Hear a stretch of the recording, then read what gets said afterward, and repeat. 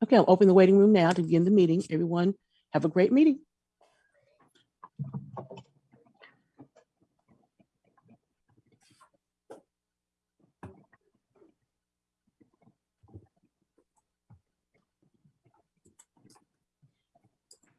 Good evening, everyone, and welcome to the Dallas ISD Bond and Construction Services Bond 2020 meeting regarding replacement school for Martha Turney Riley Elementary School. We're excited to have you join us today. We know we have people joining us both on our Zoom call live as well as joining us on Facebook. We are broadcasting live in Spanish and English on Facebook. I'm continuing to open the waiting room because we do have a number of people that are still joining us. So I'm going to pause at this moment to allow our interpreter to come on and provide instructions on how to participate in Spanish. Go ahead. Thank you, Ms. Bell. Buenas tardes, padres. En unos momentos vamos a comenzar con la interpretación al español. Si ustedes desean escuchar esta presentación en español, pueden seleccionar la opción en español en la parte derecha inferior de la pantalla, que es el icono del mundo. Si por algún motivo no escucha, regresa al inglés y vuelva a intentar la opción en español. Si aún no funciona, favor de avisarnos por el chat. También puede participar a través de la plataforma de Facebook y Dallas ISD en español. Desafortunadamente, la opción de interpretación no es compatible con las computadoras Chromebook, así que le recomendamos que intente entrar a la reunión utilizando un teléfono celular, iPhone o Android, o una computadora iPad, tableta, para poder escuchar la reunión en español. Gracias. Okay, Ms. Bell, you can start the interpretation feature. Thank you so much. We're turning it on.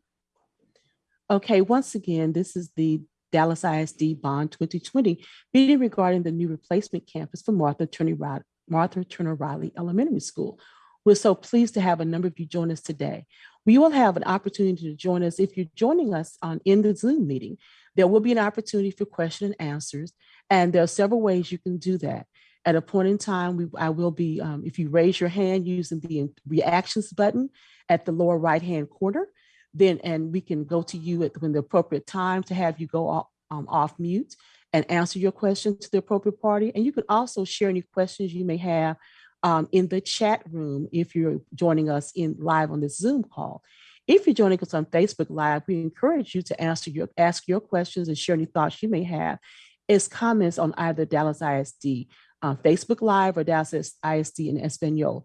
We will get them answered as quickly as possible. So what we want to make sure that we have, give me 1 second, we're having a little difficulties with our interpreter. So give me a moment to fix that. To make sure that we are indeed broadcasting on both channels. Okay. And we still have a few people joining us in the waiting room as well. So make sure that everyone knows how to participate. It's my pleasure tonight. A great school starts at the leadership. And we're so fortunate that at this particular campus, we have a wonderful leader and educator and Principal Nicole O'Neill. Principal O'Neill, if you'd like to make any opening remarks at this time. Yes, Ms. Bell. Good evening, everybody. And I just want to start off by welcoming everyone tonight to the reveal of the Reilly building design. The new Reilly building is going to be a great opportunity for our students, our parents, our staff, and our community. And we appreciate all of the feedback that has been given over the last few months in the design process for the new Reilly. And we really just want to take the time to thank each of one of you that has participated in those previous design meetings. And we want to welcome those who may have not participated in the previous design meetings to our meeting tonight. Again, we appreciate all of the feedback that has been given, and we look forward to hearing your feedback tonight. So welcome, welcome, welcome. Thank you, Ms. Bell. Thank you so much. And we're so pleased in Dallas ISD that we also have incredible, in addition to our boots on the ground, principals and educators at each campus. We also have a phenomenal group of support team in the form of our executive directors who support our campuses and add additional leadership and guidance in educating our community. So we're pleased to have us joining tonight the executive director for this particular network of schools, Ms. Lisa Vega. Ms. Vega, if you'd like to make your remarks, please do so at this time. Yes, thank you so much, Jacqueline Bell, for that introduction. So good evening, everyone. I'm so excited to be here this evening with you all for the Martha Turner Reilly bond meeting tonight, the unveiling of the finalized design. So my name is Lisa Vega. I am the proud executive director for the Bryan Adams North Dallas cluster. And first, I want to welcome everyone this evening, and I want to welcome Dallas ISD Bond, the design project team, Trustee Mitchke, Principal O'Neill, and most importantly, the Reilly staff, the Reilly parents, and the Reilly community. So this is going to be an exciting evening tonight, and I cannot wait to see the design. Wonderful. And thank you both for what you do to make sure that our children are educated and safe during these difficult times. And always, we really appreciate you for the concerning care you give to our students every day. We're also very fortunate, speaking of leadership, the trustee for the district, Dan Mitchke, is a passionate advocate for education throughout Dallas ISD, and he's here joining us this evening. Trustee Mitchke, would you like to make any remarks? Yes, thank you. I would like to welcome everybody to the meeting. This is really exciting, and I really appreciate all of the community support that we've seen for this new school. And this new building is going to be great for the community and great for our students. And I want to add that these meetings are being recorded. And if you have friends and neighbors who want to keep up with the progress, please direct them to the website, and I will post information on the Lockwood Neighborhood Face page and the Martha Turner Reilly PTA page. But I want to thank everybody again for all of your support and your input. This is going to be amazing. Thank you all. And thank you so much for your leadership and your continued support of our campuses and of our district trustee. We do have, in addition to in addition to our own staff tonight, in addition to revealing the building, we're also going to be focusing on and covering some of the issues regarding zoning for this particular meeting. And we do know that we want to acknowledge the fact that the compliant commissioner for the city of Dallas, Michael Young, is in the meeting. So thank you for joining us as well. Bond 2020 is the largest bond program in the history of the state of Texas. And it is being led by our own Deputy Chief of Bond and Construction Services, Brent Alfred. So I'm going to pause at this time to let Mr. Alfred kind of give some background information and to actually lead us in this, but open up the meeting. Go ahead, Mr. Alfred. All right, thank you, Ms. Bell, and thank you, Raleigh community. This has been a great journey and process so far. I hope you guys have enjoyed it as much as we had on the building and design side. This is our third meeting. This is really the reveal and show you all the feedback that we've received from you and kind of show you our final rendition. Now, I know there's a lot of questions about building heights, traffic queuing and setbacks. We will review that. I think our architect and our zoning consultant will go over that thoroughly. And if there are any questions after the meeting, please, we're going to hang back and answer those questions for you. So without further ado, I'm going to go ahead and hand it over to Andy with Manning Architects to kind of lead you guys through this presentation. Thank you. Before you begin, Andy, we do want to remind you that there will be an opportunity to ask questions either in the chat room or in the or to go offline and on Facebook as well. So it's actually to hold the questions until the end of the presentation. Go ahead. All right. My name is Andy. I'm from Manning Architects. I'm very privileged to work on this beautiful project here. And I'd like to thank everyone for your interest. Again, it's been mentioned before, this is our third meeting, but I may give you some additional information for those who came to the meeting for the first time. So without any further ado, let's see. So the way we started the project, we started with this idea, which is a BIG, bold, innovative, and generational. And this is a thematic element that we discussed since the beginning of the project on the first meeting. So the big idea is also about being humble within the context of this residential zone, rather than being a loud building that projects out onto the residential neighborhood. Our design intent was to really fit within the context of the existing neighborhood, just like the existing building is being able to achieve with the scale and some of the materials. So that was the one idea that we took from the get-go. And the second idea is that how do we become innovative, and taking the innovative idea into sustainability. How do we do that without spending way too much materials and way too much money? So for example, we have existing pavilion here that's already there in the existing school. So that is something that we would like to preserve and save and create community garden around it. And you're gonna see some images later on, so that it can become kind of reminiscence of what was before, but also a teaching tool for students in this community garden about biology, how to grow, how to be patient, how to be a good member of this great campus.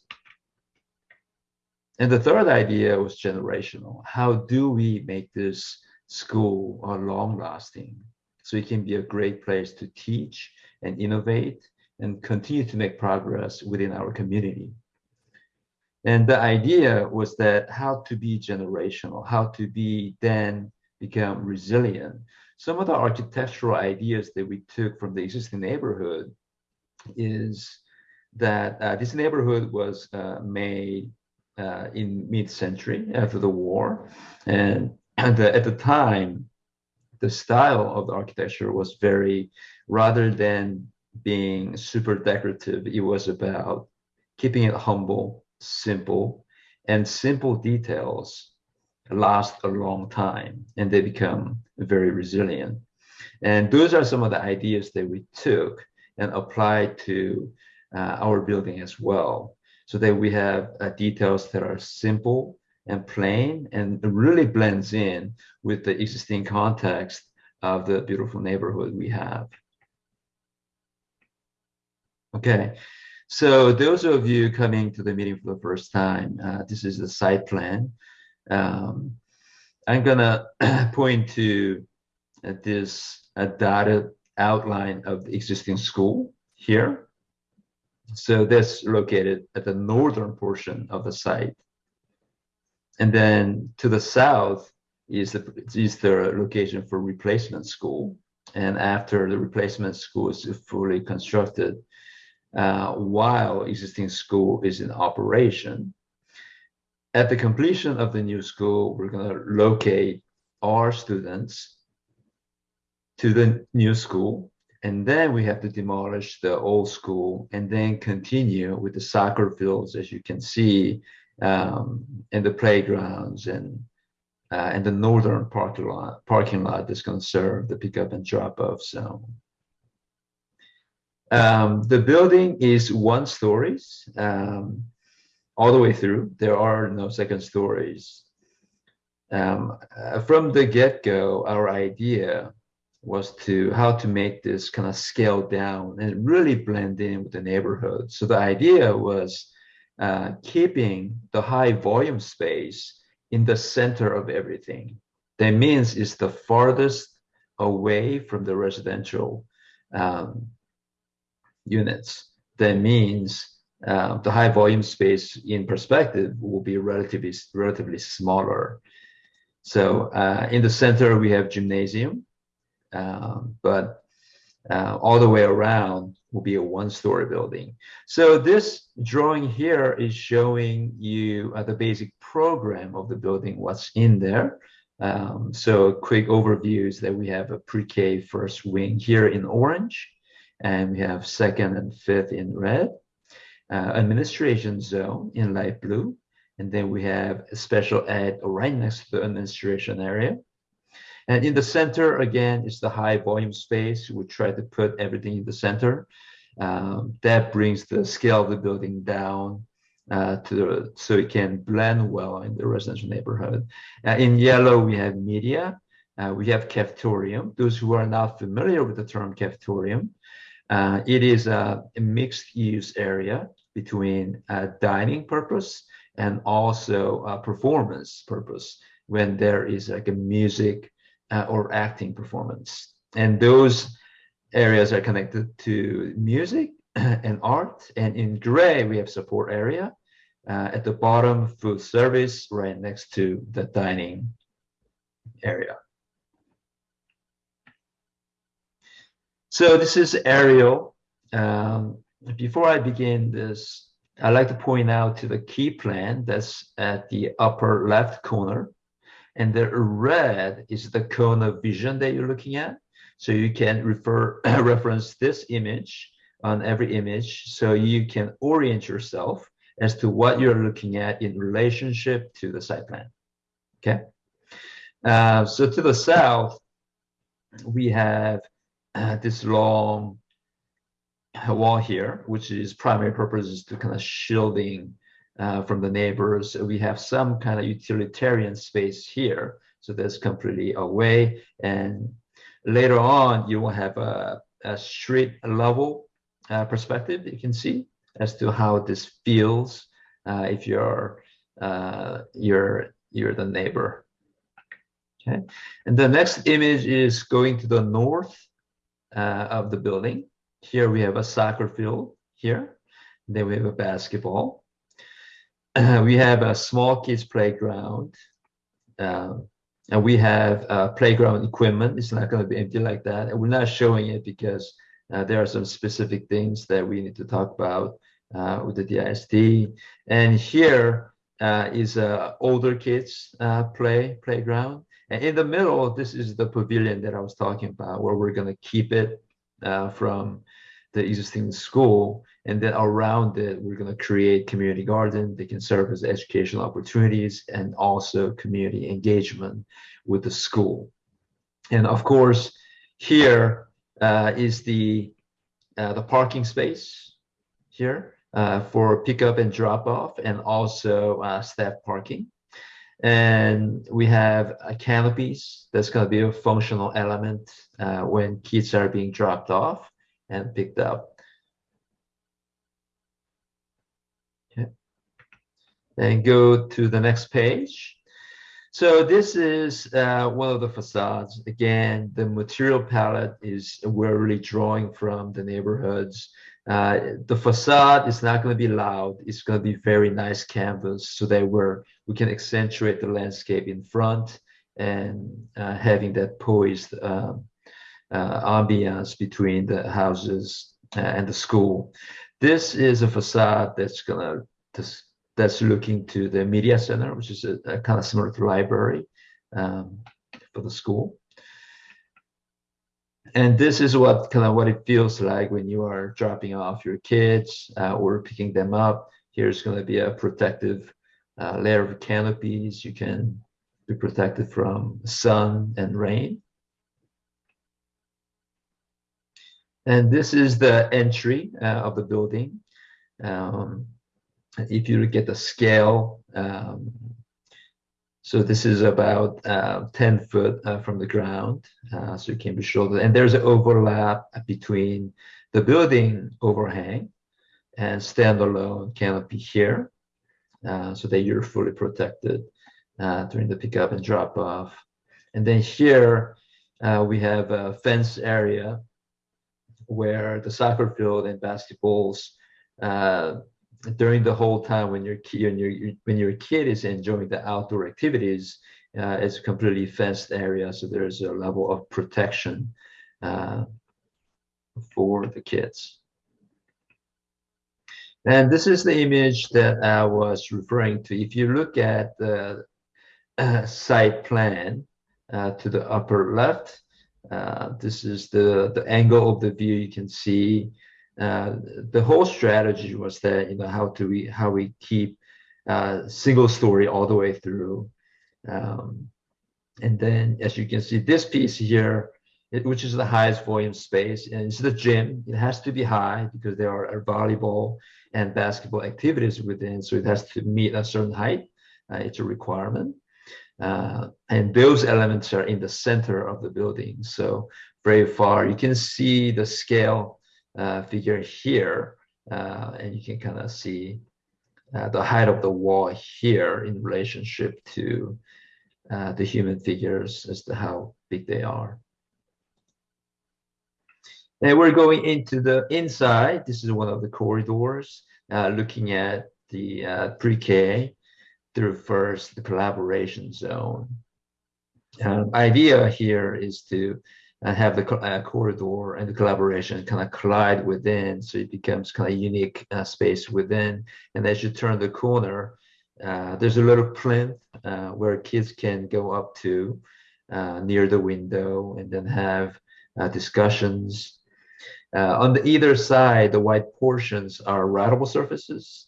So kids can draw and teachers can talk about art or history, or you can write and draw. So we're providing a lot of writable surfaces. And if you look to the other side, you're looking at the ceiling with the integrated light fixtures, and there are some opportunities to something fun. And this is a kind of perspective of an image on the wall that also relates to the carpet below, and it creates kind of more kind of fun opportunity for kids, so that this space becomes something other than classroom. Moving them into a different atmosphere can create different opportunities. So moving on, this is 2nd through 5th graders. Also here, the theme is kind of like nature, where you have near the window and to the right side, we have different bench heights, because kids at this age level, they're very different heights.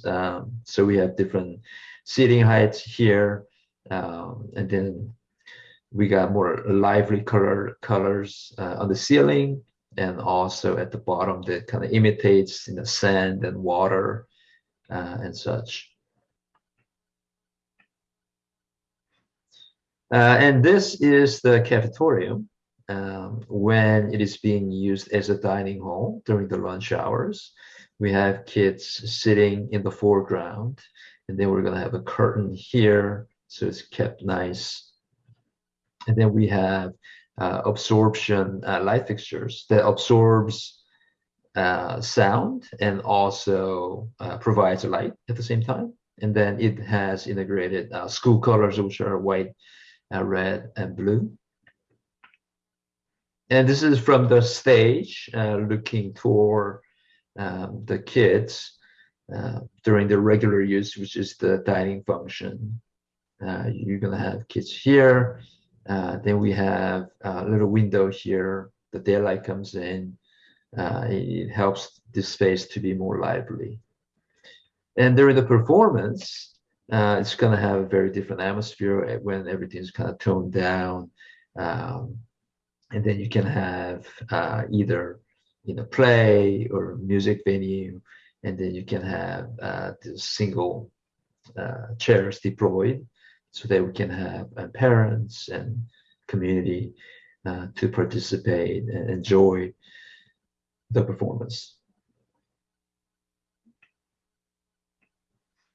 Last but not least, this is a library. We have wood ceiling here, and then to the left side, to the center, is we have kind of a lot more lively light fixtures that also kind of indicates the school colors. And then we have different zones within the media center. We have bookshelves, and also we have learning opportunities, and then we have emotional learning zone that is quite different from regular learning zone. And then at this corner we have a librarian office, and then we have interior windows for supervision for what happens in the library. And this long window is one of the first exterior views that we saw that brings daylight in, and then that increases the brain activity for kids, so they can learn better. And it's nicer to have sun. Okay. Okay, so this is our traffic plan. Here, I'm gonna move that a little bit. So the traffic pattern, what we're proposing will be just as it is existing. For example, we already have a one-way sign here.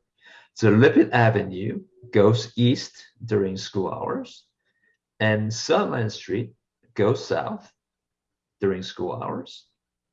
And those signs will remain the same.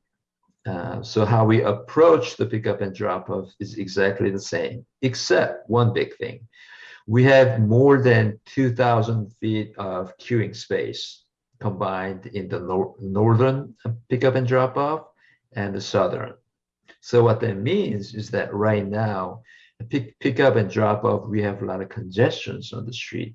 But because of the new site planning idea, we are able to queue all those parents here in blue color and also here to the south. And that's the big idea. And that's going to really alleviate what happens during the pickup and drop off. Okay, general timeline, design is going to wrap up toward the summer of this year. And then it's going to go out to the bidding process with contractors. And that's going to be somewhere between this summer and the fall. And the construction will take approximately 2 years. So it'll begin the fall this year, and then it'll wrap up in the summer 2024, getting ready for the fall 2024. Okay. So with that, I know there's a lot of information in short amount of time, but Ms. Bell, I think this is a good time to have any questions or comments. Back to you.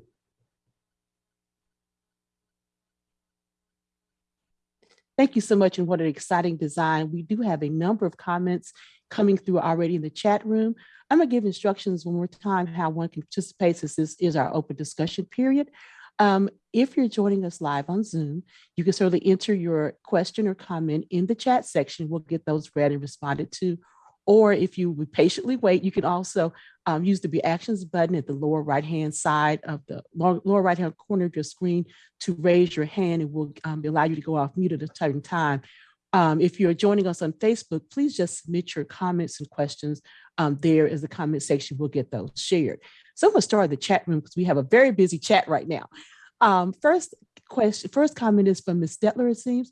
I appreciate efforts to blend the design into the Lockwood neighborhood. Thanks for considering a small community garden outdoor learning area. And there's a question from Mr. Flores. Was the aluminum wood look softened at the entry canopy removed? And I believe that was from a previous design, perhaps? Oh, yes, I can clarify that. That is, okay, so this is going to be all aluminum construction. What I'm pointing at is a standalone canopy to the right. So it's going to be all aluminum, and it's going to be very durable finish. At the underside of the overhang from the building itself, it's a wood texture, but it's aluminum. So there will be no maintenance issues. It's so high up there, and the technology has advanced so much that you will not be able to tell if that's aluminum. But aluminum it's much easier to maintain, and it's going to be much longer lasting, which is part of the narrative they were using to be resilient. So did I answer your question? It's not wood. Yes. It's aluminum. Great, you did. Comment from another participant that the library is absolutely beautiful, beautiful library plan.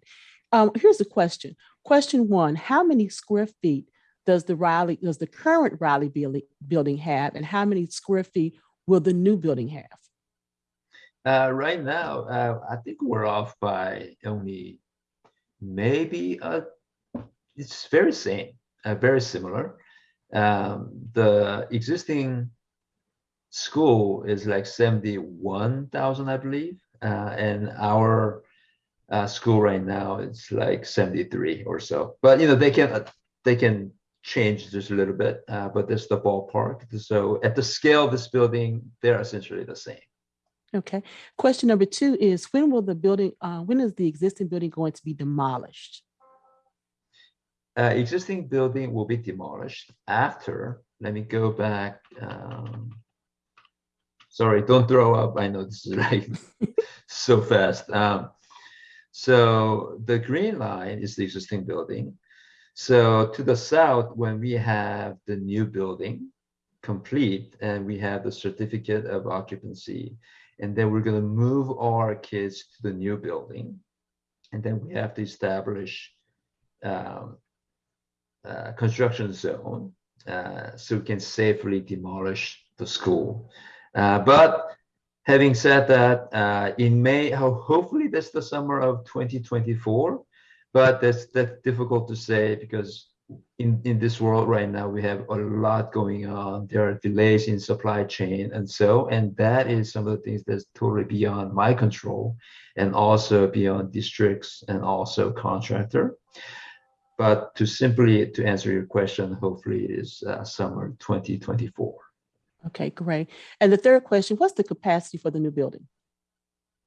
The capacity is based on Texas Education Administrative Code. And our goal is 650 kids. Right now, existing school has around 550 kids, but this new building will have a capacity, and that's based on number of classrooms and how many kids are per classrooms. So we have additional 100 kids that we can welcome in the future. Fantastic. Another question, will there be a science lab or science rooms included? Yes. We're not showing it here because this is a very diagrammatic program, but in the 2nd through 5th, we do have science rooms for all levels of grades from 2nd through 5th, and also collaboration space as well. Great. Mr. Milo, certainly Mr. Milo said, can she work there remotely? The building is so inviting. If you don't want to join staff, I know the principal will certainly welcome volunteers to come and help with our kiddos. Will there be another question? Will there be a discussion to explore other options on a rebrand for the school color palette and logo design? I can actually take that one and answer that. If you're a member of the community, reach out to the principal. There is a process for the Dallas ISD regarding rebranding of our schools from logos and redefining color palettes. So if you reach out to the principal, we can put her in touch and she can make a request to have a rebrand consultation with the Dallas ISD marketing team and have that done. But please just speak to the principal about that and and see where we are. And if there's a real interest, that's something that we can address with the principal. It would not be a single decision. The process it's a lengthy process, but it does include input from the PTA, from the SBDM. So therefore the community and the stakeholders and even the kiddos themselves have input in that particular process. So we can certainly make that happen before the final design goes in. So I'm not sure about this particular question, and I saw someone had their hand raised. I'm going to try to put these two together. It's about the traffic patterns. If you could go to that slide on the traffic patterns, Andy. There seems to be concern about or additional questions about the area. I don't know if you can make that any larger, about the queuing area and about the traffic pattern. They were wondering if entering and exiting off of Lippitt could be smoother than proposed. There's some more of that. And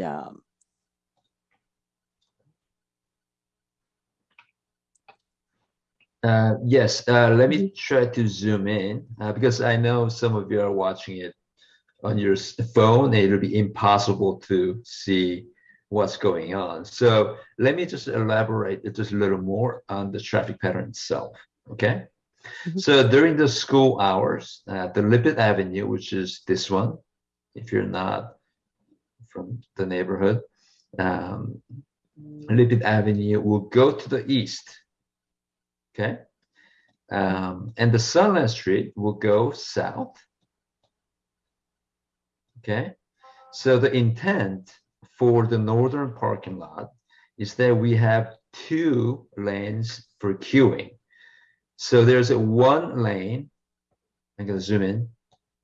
There's a 1 lane to come in, and then immediately you're allowed to have 2 queuing lanes. So that what that idea is doing is getting the cars from the street to the queuing area as quickly as possible, okay?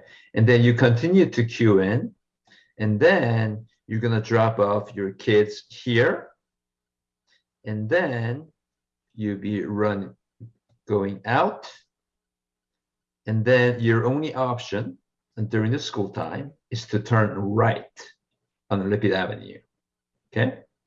And then you have to either go straight at this intersection or go left, or you can go right, okay? And if we go to the south, here is another drop-off, and the intent at this point is to have older kids to drop off here and the younger kids here. But there will be, if you got younger kids and older kids at the same time, there will be some exceptions that we have to work out with school.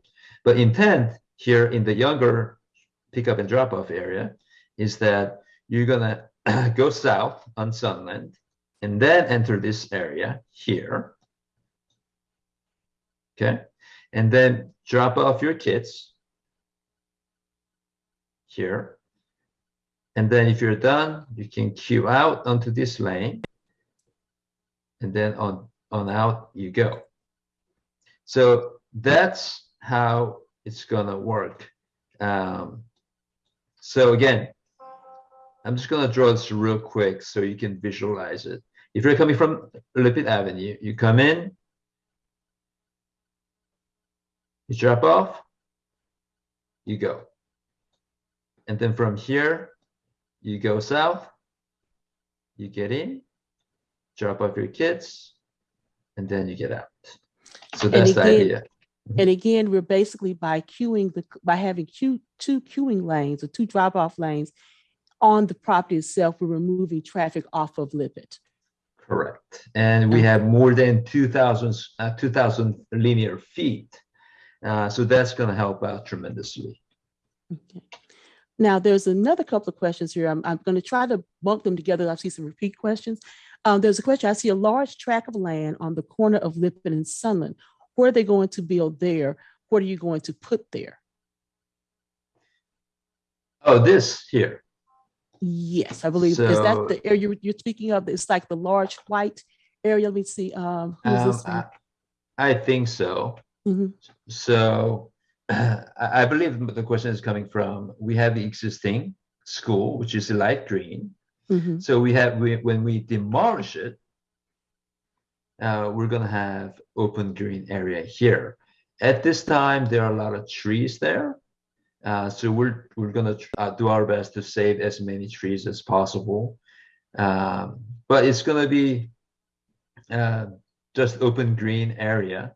One of the reasons to add this kind of sidewalk is if you would like to cut across, if you're in the neighborhood, you can use this sidewalk and go to the other side.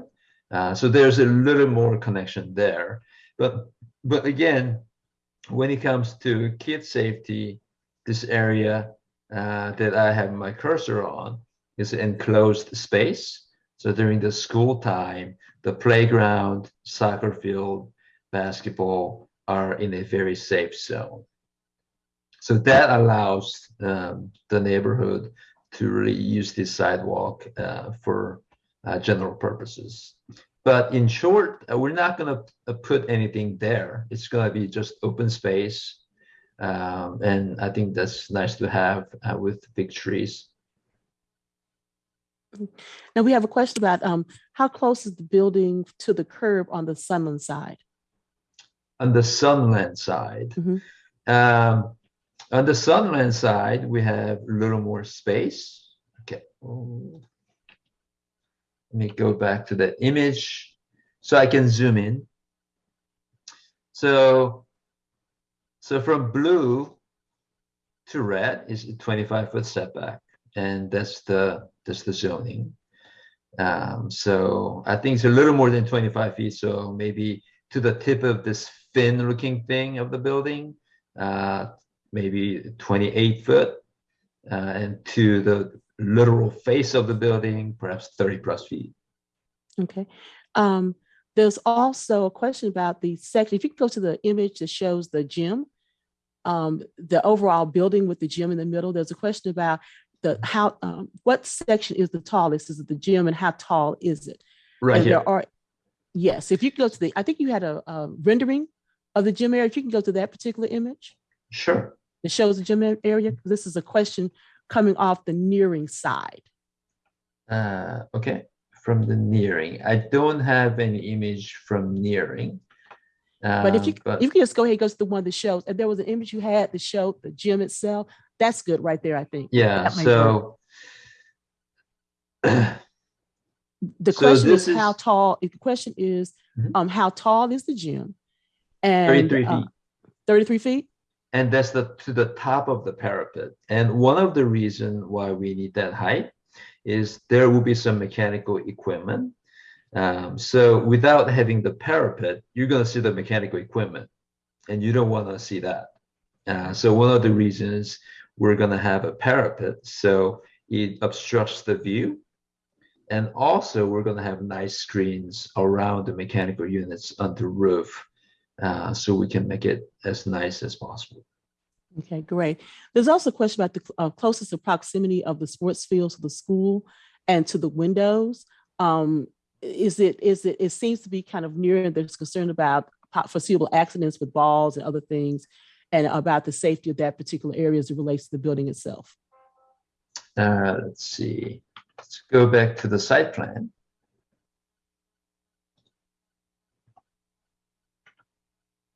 Sorry, I have to do this every time I zoom in, so it's quite confusing. Yes. But there is about 20-foot gap between the face of the building and also basketball. And I do understand the concern. So a couple of things. One is we have a lot of trees here. Further, we push the soccer field and basketball, more trees we have to cut down. And those trees are really beautiful. We're trying to save as many as possible. And the second thing, the type of glass that we're using here, I'm not sure if that's the exact the point of the question. It's not going to break by a kid throwing basketball or football. Even firefighters have a hard time breaking those commercial windows with the axe. So don't worry about that. But if your concern is a kid running into the building, the basketball is running in this direction, east-west. So I think it'll minimize it. And I think 20 foot is more than a reasonable distance. So the kid will not be running into the building. I think that's okay. Okay, I'm going to direct this next question to Mr. Alfred. Mr. Alfred, this talks about the process, and it says, was the current staff allowed an opportunity to have some input into this project, as they will be on a daily basis? It is important. Also, how will this construction project affect the community surround the school, concerned about noise and possible damage to the roads? I think you're best to speak on that, on the process and everything. Yeah, part of our process, after we have these large community meetings with our neighbors, we do meet internally in small groups with some of the academic leadership and the teachers and Miss O'Neill and her staff to talk about some of the internal spaces. As a matter of fact, after this meeting, we're going to continue to have those series of small group meetings with teachers and staff to make sure we have everything laid out appropriately. In regards to the construction going on in the neighborhood, we're gonna obey the City of Dallas ordinance. We can only work 7 to 7, Monday through Saturday, and no work on Sunday. So the contractors won't be there after 7 o'clock. And also, we're making a commitment as well. We have we'll be developing a communications plan. So if there's any scene disruptions or anything like that, or an unusualness that comes up during the construction period, the community will be notified in advance whenever possible. So we're looking at the Flamingo entrance. They're asking the entrance from Flamingo, that parking lot, what is it primarily going to be used for? And where are the dumpsters going to be located? Sure. I'm going to zoom into that area so you can see. So here, this will be primarily for staff, for the kitchen area here. Okay. And then we have, those are trash and recycle. And we have a wall here all the way around that's going to completely shield that from anybody who's shorter than 10 foot tall. And then we have a chiller here that's also exposed, but you'll never see those things. Again, going back to, let's see, I'm going to show you an image, which is this image. So this wall here, right here, is the wall that I was just highlighting. And inside that other side of that wall is where we have trash and recycle. So it's gonna, and we're gonna do, this is not shown as well, but we're gonna have nice trees in front of that wall, and also low rising landscape, so that this wall actually becomes like a nice canvas until we're gonna have nice landscapes and other good stuff. Okay. Now, there was a question about having a multi-purpose room on the corner of Lippert and Sunland. Ms. Santiago Velasquez, if you could go off mute and just I'm not sure if you're asking within the building or it's a separate structure. I'm not certain, or if you could clarify that question about a multi-purpose room. Una estructura por separado. Okay. If you could put it in, if our interpreter could help share or help get that question answered, we'll come back to that. Okay. And it's asking about queuing. The queuing area planned with increased traffic flow? And the answer to that, I think we've already asked that yes. We have a question, but the PTA has held discussions about additional outdoor learning areas in the future. Do these areas need to be located within a fence boundary, or can they be located in the open areas proposed outside the fence? And I'm assuming you mean where, Ms. Flores, okay, accept the structure, thank you. Alexis Flores, I'm assuming you're meaning out where the existing campuses now will be demolished in that green space, or would it be possible to plan for future electrical needs for these areas? For example, extended conduit to plan for an electrical panel to provide lighting. So they're asking about an expansion of the outdoor learning spaces and perhaps lighting in the green space that will be created by, or planning for lighting in the green spaces that will be made available once the former campus is demolished. So I guess the question is, can we have some kind of outdoor space in this area? Correct, and at the very least, electrical and lighting for that particular space to make it more usable.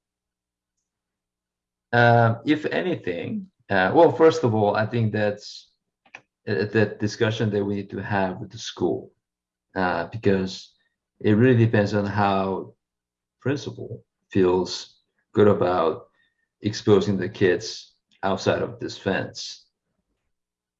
So I think that's a bigger discussion, because I think we already have enough going on here. We have the pavilion, and also community garden around it. We're also providing water so that there's a, literally opportunity for kids to water, and also community members to come in and water and take care of this garden.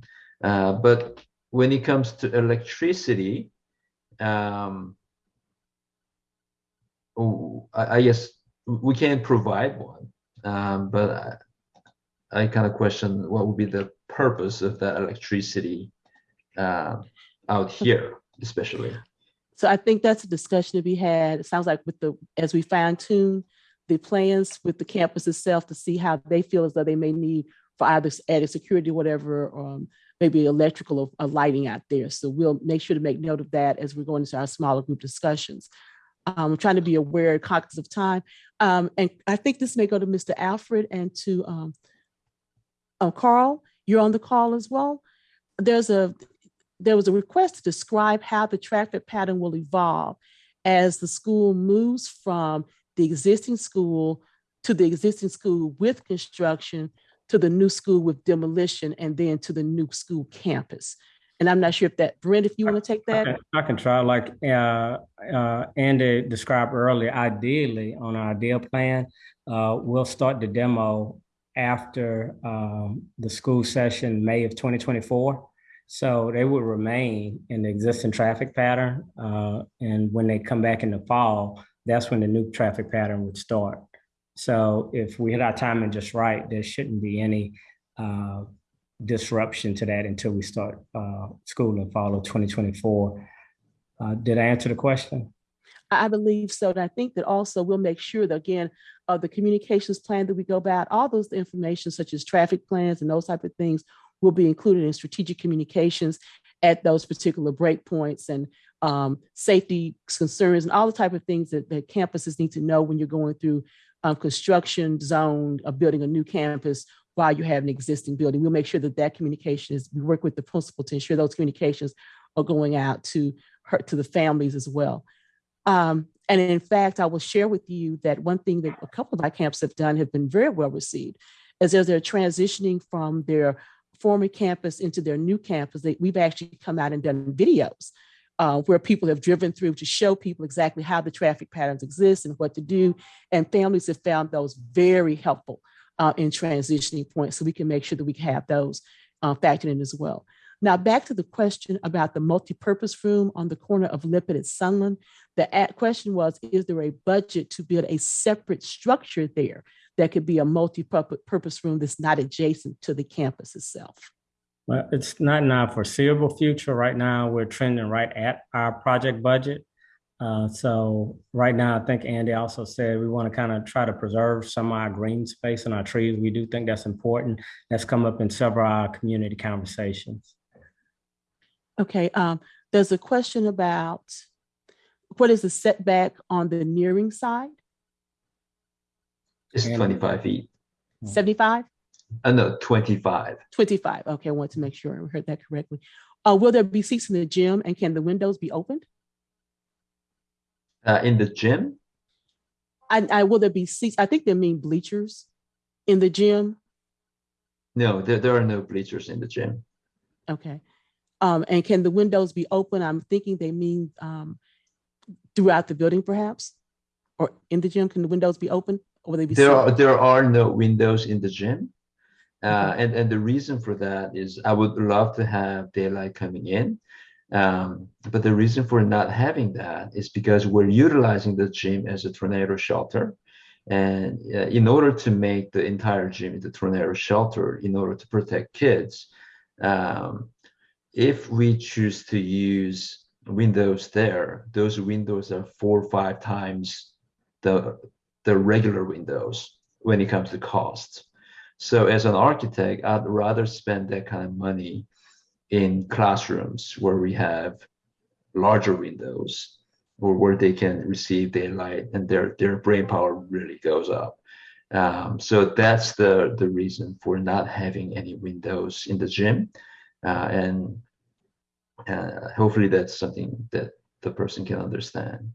It's multiple reasons. Great. Now we have a couple of kudos here. Thank you for trying to keep and save the existing oak trees. We seriously want them to exist after the project. There was a question about seeing a larger area at recess for children can run. There are a couple of playgrounds in addition to the green space. There's also a playground area for smaller children as well.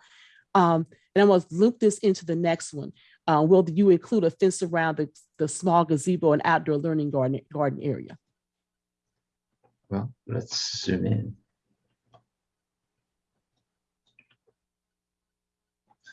Okay, so just to clarify it one more time, the fenced area is all these areas.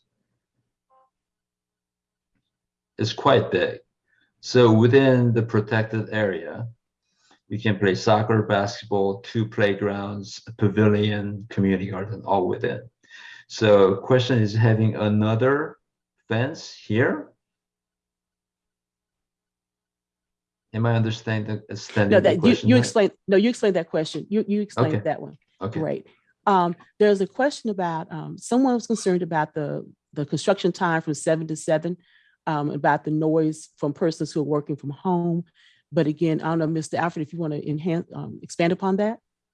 No, like I said in the chat, I mean, we're trying to be good neighbors, and we're gonna work with Miss O'Neill, and there are going to be some testing periods. We will not test, but from a very practical matter, most of the in the industry, the culture is most of those guys are going to be gone around 3 o'clock to 4, but they have the right, to work till 7. So a lot of that noise activity will not extend to 7 at night, just from a practical purpose. Okay. There's another thing about the location of the dumpsters. Say thanks for addressing the location of the dumpsters. And is that where the garbage trucks will also pick up the dumpsters? And is there significant room for them to do so behind an enclosed wall? Yes, they should be able to. So I called the dumpster company. So what they have to do is they have to come in, and then there's enough room to back in. They pick up their dumpster here and then back out. Fantastic. What about school bus? We didn't talk anything about, you talked about parent drop off, but not about drop off for school buses. How would that work? School bus is right there. So we have entrance right here. It's not shown in overall site plan, but all the kids who are needing a school bus be right here. And then we also on this side, we have canopy protecting the kids from sun and rain. And then so that you get out and then hop in. Okay. And thank you, Mr. Milo, for your comments. You said our other Dallas ISD projects have been very conscious of the community and neighbors. So thank you for that compliment. We love to hear those things. There's a comment here. I'm going back to traffic patterns. I lost some of the things. The current pickup traffic pattern is problematic. Many parents park on the residential side of the street and cross the street to pick up their kids. Is it possible to make nearing one way during pickup hours, such as the time as the new traffic pattern is established after construction of the new school? Parents, so that's something to take into consideration as well. So making the nearing drive one way to the north or to the south? I think Melissa Paul, if you want to go off mute. I think it has to be to the north, Andy, because otherwise it wouldn't work with Lippert and everything. Yeah. Well, and I think the real answer to that question is that, and it comes to the principal and their staff making sure that if a child is a walker, that's what people who can walk home, that they're allowed to walk home, but parents are strongly discouraged from parking on those side streets and their kids walking around the corner to the school to get in their parents' car. And with a better queuing system where you can get off the street onto the campus, I think it won't be as prevalent as it is now on Nearing and Lippert and probably all the streets around there. So I think that's where it comes into play. Can I jump in for a second? Okay. I just excuse me, could you identify yourself to make sure we know who's speaking? Yes, it's Melissa Paul. That was my question. Okay, thank you, Ms. Paul. Yes, I was suggesting perhaps making Nearing one way during pickup hours to the north, simply because it's very difficult to get out of your driveway during pickup hours. And I realize that parents are strongly discouraged, but it doesn't stop them from parking on the residential side, going the wrong way, going the right way. And I feel like it's dangerous for the kids to be crossing the street.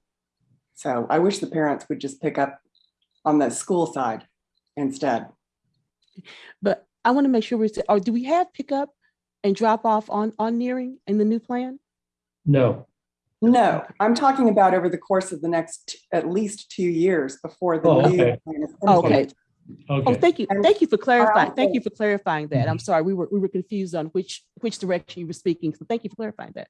You know, I will have the traffic engineer, and we'll look at that with the district.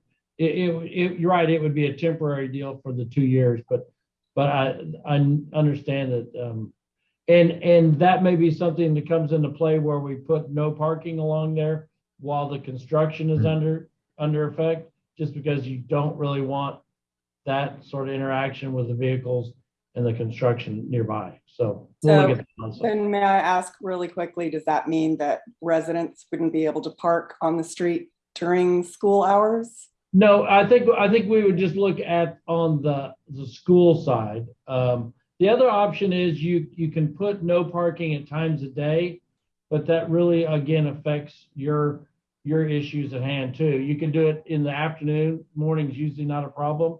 You can do it in the afternoon. You can't park, no parking between 2 and 5. The issue is then if you wanted to park there between 2 and 5, you would run into that. And there's a whole long way to do it with resident parking, but for 2 years, it's probably not worth that effort. But we'll look at different methods to better discourage parents from parking there. Right. Well, the DISD police were involved at some point, but when they quit coming, then I understand. Yeah. So who could I follow up with on that, please? Jackie, are my contacts in the, or can you put them in there? Let's do this. Let me put in, there's a general, I will put in here our general email address for Bond Communications. If you send emails there, we can make sure we get to the appropriate person for follow-up. Thank you very much. No problem. Thank you so much. Okay, and question about sidewalks. Will the sidewalks around the entire school still exist? Residents often use this for their half-mile lap. Yes. Okay, great. Not only that, we have additional sidewalk here. So if you want to do a shorter loop because you're feeling too tired that day, you can take a shortcut as well. And you got another option here as well. Great, great. So if we go back to the schedule, a couple of people have joined late and they didn't quite see the construction schedule. If you go back to the timeline.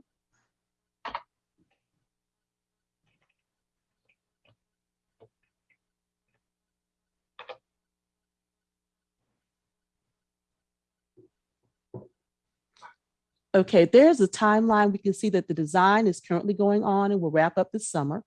We're looking at bidding it out summer 2022 to fall 2022. The construction is starting for fall 2022, summer 2024, and then the demolition of the existing campus would take place following the students going into occupying the new campus in 2024. Correct. Okay, great. And we agree. And again, our commitments throughout this bond process is to be good neighbors and to have communication, not just with our families, but also with the community as well. If you go into the website, and I'll put that in the chat room again right now, we actually have a website dedicated for this particular project. And you will have messaging there. You can also track the progress of the project, and other information will be shared there regarding the project throughout this next from now until we actually have that wonderful building dedication sometime in the fall of 2024. So it's like your one-stop shop for information regarding this wonderful project. We kind of I think repeating questions and what have you. So we've seen like we've addressed the majority of the concerns tonight. I'm going to turn it back over to Mr. Alfred, who maybe can talk about next steps. I know he had mentioned some things. We want to make sure that we know kind of this is our third meeting. Yeah. And Okay, No, one more question came out of the proposal. Who from DISD can share more details regarding the PDD? the plan development. Just Mr. Parman, I know you'd had your hand raised and you lowered it a couple of times. Do you want to go off mute and ask your question?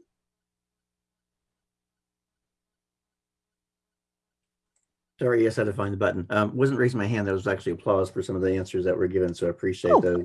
Well, thank you. We don't see applause often. You threw me off there. That's okay. That's okay. Providing some applause.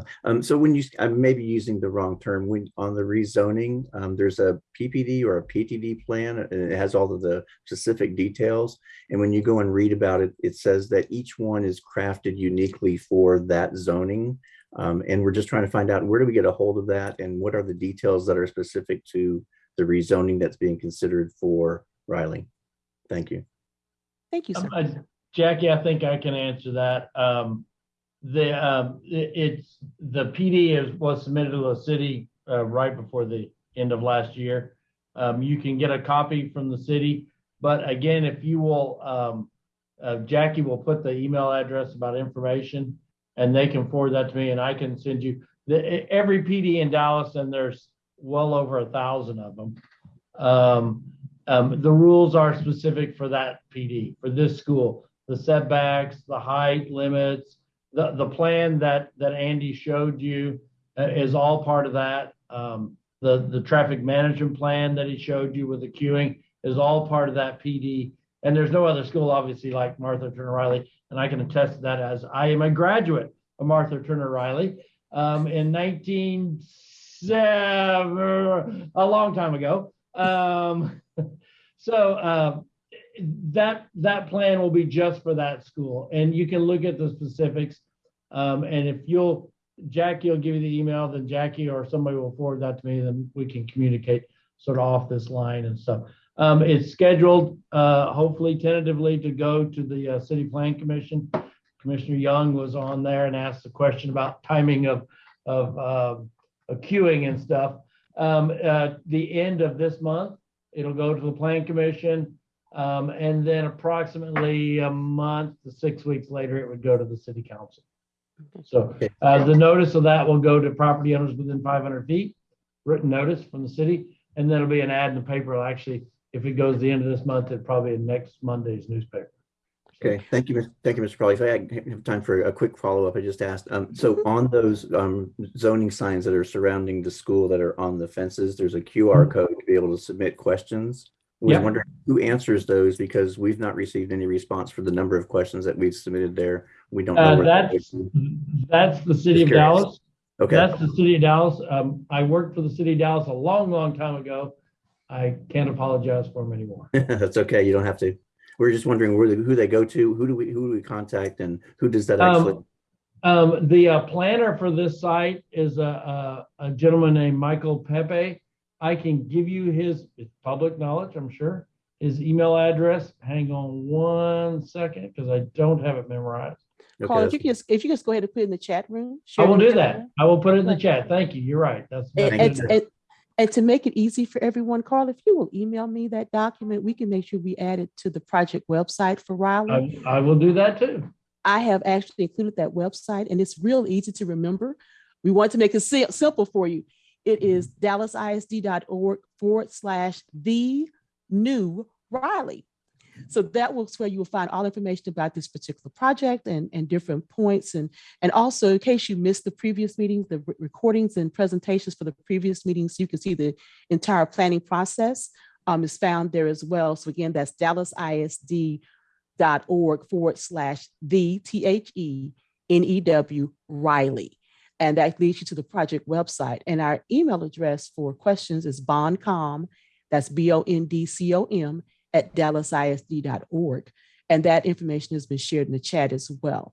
Mr. Alfred, this has been a really great and exciting meeting. And we're so, thank you, everyone. Like, again, you threw me there, sir, because we never get applause when we have these meetings. So you threw us off a little bit. Thank you, but we really are excited about this project. and everything. So, and about bringing this new campus onto the Raleigh community. We really want to be good neighbors, and we're excited to be able to do this for this wonderful learning community. And of course, Carl is keeping us on our toes as a former Martha Turner Riley alumni as well. And he's participated in every meeting in the background as a community member. But Mr. Alfred, if you could kind of summarize and let us know where we're going from this particular point, just what to expect. Yeah, thank you, Raleigh community. Thank you, Ms. Bell. Yeah, this was a great meeting. I enjoyed the question, enjoyed the engage, and like Ms. Bell, yeah, I appreciate the applause. So our next steps, this meeting was really about the community and make sure we fit within your context, and we heard your responses. But now it's really time to turn it internal to the DFD teachers and staff, and we're going to have a few meetings with them to make sure that they have an input on our interior design and the space that they'll be educating these kids in. So, and there's also, we need to have more meetings with the city of Dallas. So right now we're at the design development stage, but we need to go into the construction document phases where we'll get more technically advanced in the drawings. And like I say, have those meetings with the city of Dallas and then bid the project. And you know, as much as I work with Jackie, she wants to have a groundbreaking once we start construction, come probably 23, the beginning of 23, into 2022. And then, of course, the big ribbon cutting in 2024. But we're going to stay getting feedback from you guys, talking to the principals throughout and updating you through the website. So with that, again, I've enjoyed it, and we'll be talking to you again soon. Ms. Bell? Okay, yes, and I want to, we have a couple of more compliments. Wow, this never happens for us. Yes, this Raleigh teacher is so excited as well. Thank you as a parent at Raleigh, and thank you, wait a minute, as a parent for Raleigh, and a member of the Lockwood community, thank you to everyone who continues to go over and beyond for our Raleigh kids. We do have, thank you, Mr. Cruz, for answering that question. This meeting has been recorded, and it's been recorded in both English and Spanish. It will be posted to our websites. The website I gave you, the dallasisd.org/the new Reilly, by close of business tomorrow. The presentation will also be included as well. They're asking will there be another Zoom meeting following this, Mr. Alfred?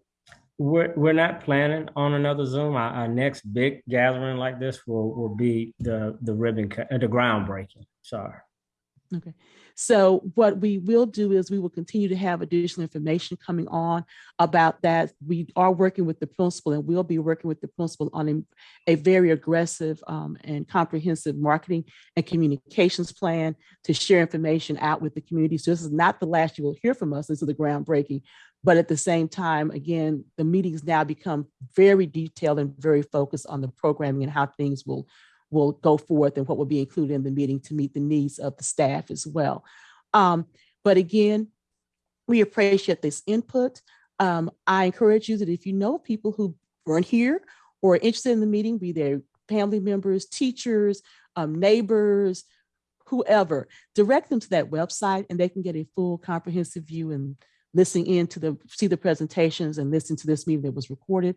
We are sharing in both Spanish and English. Also, if nothing else, they can also go to our Facebook page, Dallas ISD on Facebook or Dallas ISD Espanol, and view and participate there, because we do want to have transparency so everyone will know exactly what's going on with this great project. So with that being said, Trustee Mishkay, do you have any? Yes, the chat does get saved with the recording. Yes, it does. Mr. Parman, we do. So all the chat is saved as well. Okay, I see you. Thank you. Now I can tell the difference between a raised hand and an applause. Thank you. Thank you, sir.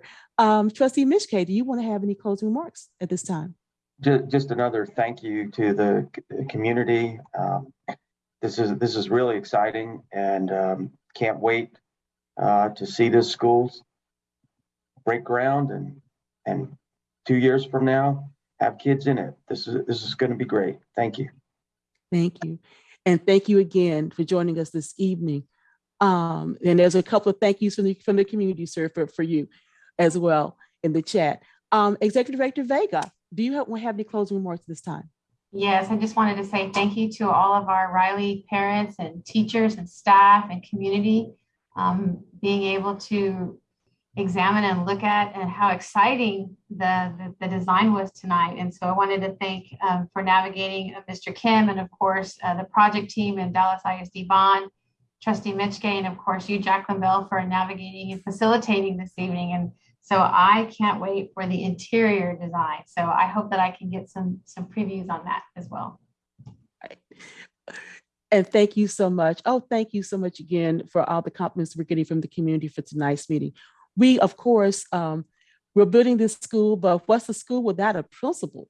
So we give our closing remarks and our final remarks of the evening to the Principal O'Neill. Go ahead. Did we lose her? I think Miss Bell, I think she was trying to get back in. She lost connection. Oh, wow. Okay, well, I don't see her in the waiting room, so I know she's having some connection issues, but on behalf of her and the entire team, we want to say thank you again for your continued support of this amazing campus. And just watch us as we start. We've gone from thinking big, now we're going to begin building big. And we're very excited about being able to, what this future holds for this outstanding and amazing education community. And on behalf of Dallas ISD, I want to thank the community and the parents, especially for entrusting us with the education of your children. We know your kids, no, my child is my most valuable asset. And we're just proud to be able to be a partner with you in the education of your children. Okay, here, I think Ms. O'Neill, I think she's back in. So we wait for her to join to make closing remarks. Ms. O'Neill. Hello, I apologize. My internet went down, so I had to jump on my hotspot. So I just want to say thank you for everyone who came out tonight. We are so excited about this new Reilly design. I'm just excited about the opportunities that's going to be and for your feedback this evening.